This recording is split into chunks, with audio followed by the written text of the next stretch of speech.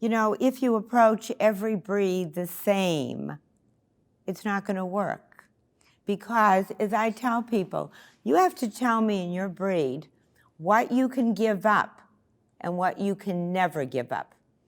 In my breed, you can give up some, if you have to, you're going to give up those cosmetics. You're never going to give up structure, coat, feet.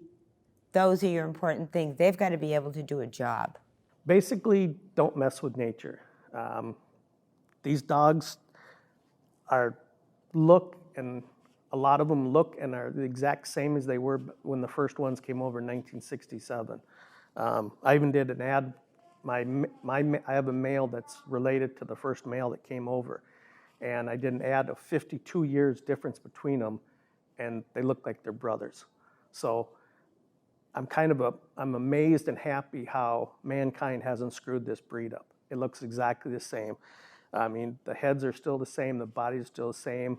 In a lot of breeds, and I was just talking to somebody earlier today, the stoop is gone from the head, from what they were 30 years ago on their breed. It's just like, it's gone. It's been bred out of it. The Canine dogs, we haven't bred anything out of it, and we haven't added anything new to it. So just don't mess with nature. It knows best. If I could deliver a message to every breeder, it would be to honor this breed's purpose and heritage, and to remember that these are first and foremost versatile gun dogs, and that these are trotting dogs, and that for each breeding decision that we make, we should keep that in mind, and that as we move into AKC, this is not a show dog. This is still the Bracco Italiano that we've had for hundreds of years, and that we should always have that in mind when we are making decisions for this breed, as we inevitably gain popularity, and the breed will try to change, but we should keep it the way it was meant to be. I think that right now it is challenging in some ways to find a good front. And my hope is that our breeders pay attention to that and really work on breeding that front, which is admittedly one of the most difficult parts of the dog to breed. It is just really challenging to get it right.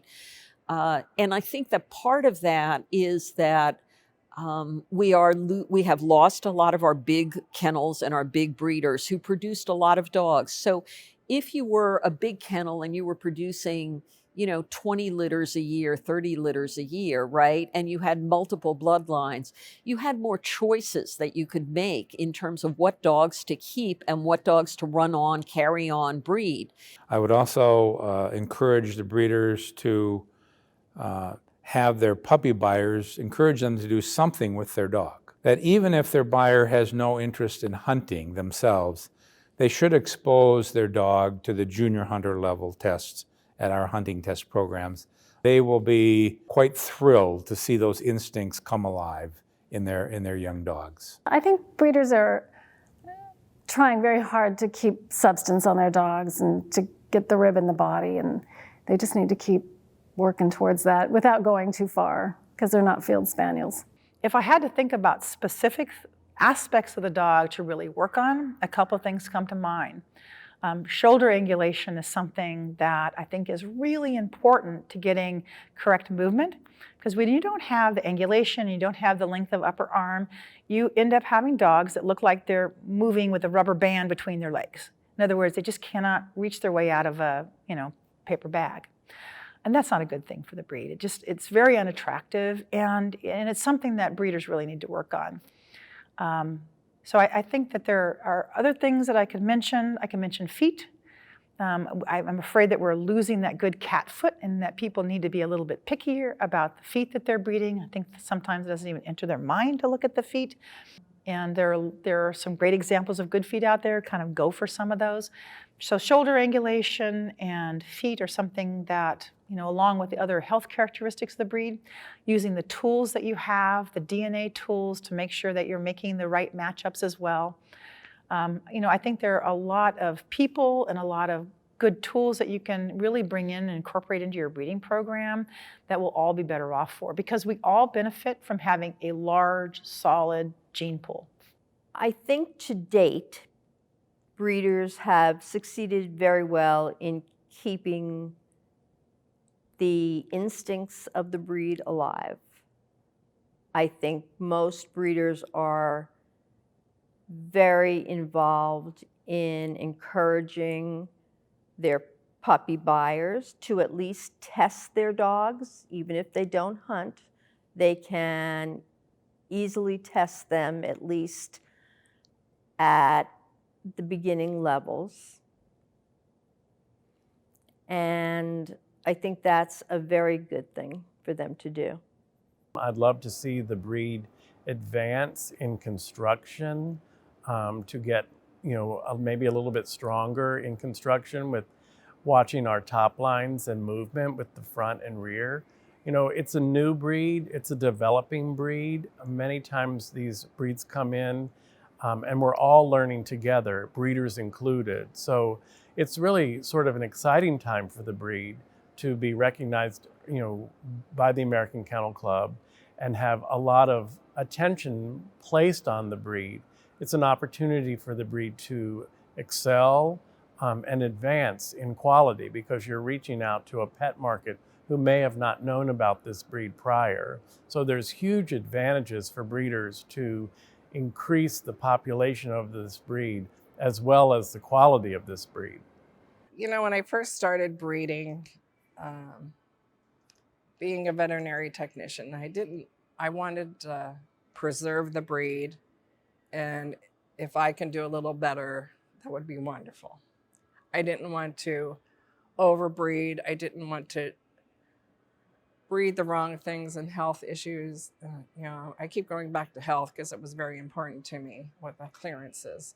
Because English setters used to be a much higher incidence of hip dysplasia, and we've really cleaned up our act with that, and I'm really happy with that. So they're usually a long-lived, healthy breed, which is another reason I like them. I think the breed is much more consistent than it used to be in its overall appearance, and particularly in the coats. They have gotten better. They still have a ways to go, but I think there's been great strides in that area. And they are succeeding in, and this is a big one, they're succeeding in maintaining the hunting instincts in the breeds. So this is a breed that's not divided. You can take your hunting dog and you can have reasonable success in the conformation ring and vice versa. So I think that's a great success of the breeders up to this point. I think I would tell breeders to always try to keep the purpose of the dog in mind, as well as the conformation, and to do whatever they can to not only keep the instinct alive in the dog, but to also encourage owners to do as much as they can with the dog. I think that is very important, and they should definitely become mentors for life of their puppies and their puppy buyers. And this goes to breeders. When you are picking your puppy, look at the total dog. Do not pick the puppy just because you love its head. It has to have good shoulders. It has to have a good rib cage. It has to have thick pelt. It has to be a working terrier. My message to the breeders of the Australian cattle dog are maintain his working ability, maintain his usefulness to the ranches, maintain his usefulness to the people that the dog was designed to use. And really pay attention to the first paragraph of the standard.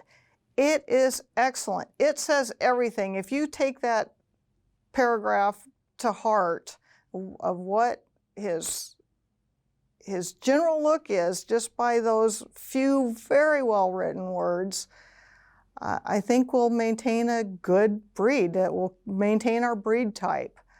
Pay attention to the health issues that we need to address. Pay particular attention to temperaments.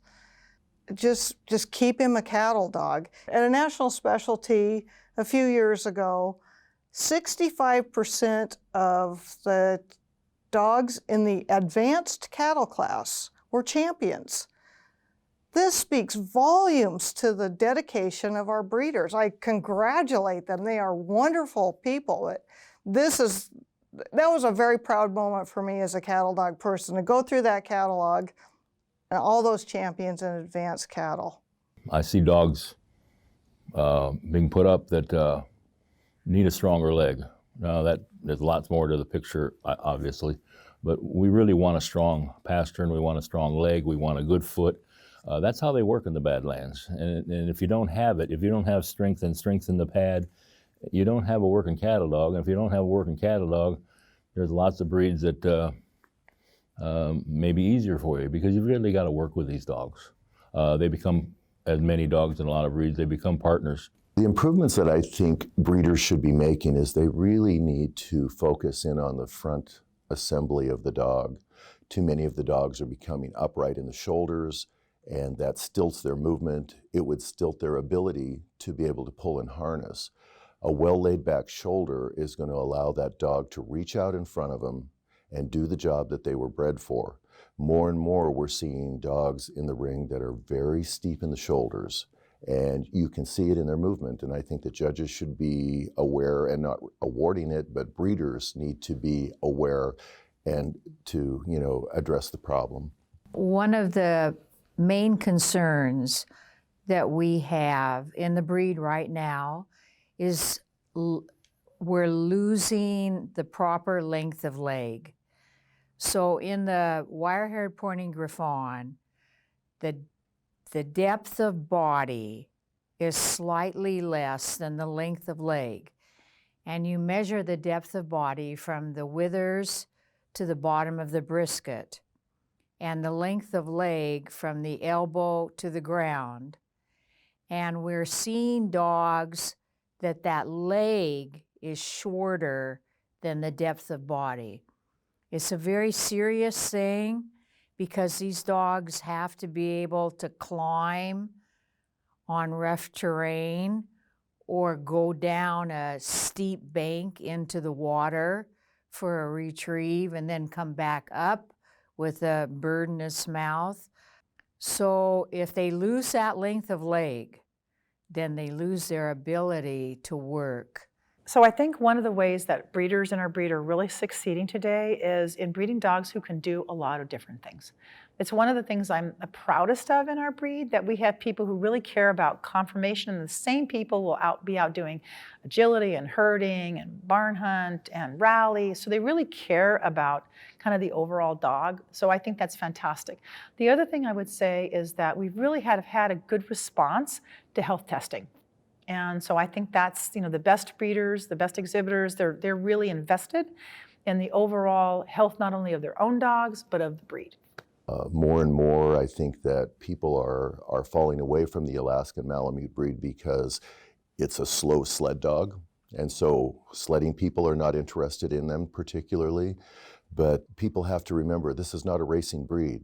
They were created for a purpose, and as preservationist breeders, we need to stick to the standard and make sure that we are breeding dogs that match the standard, and that the Alaskan Malamute will continue in its current form and not be evolved into something that is perhaps prettier or cuter but not as functional.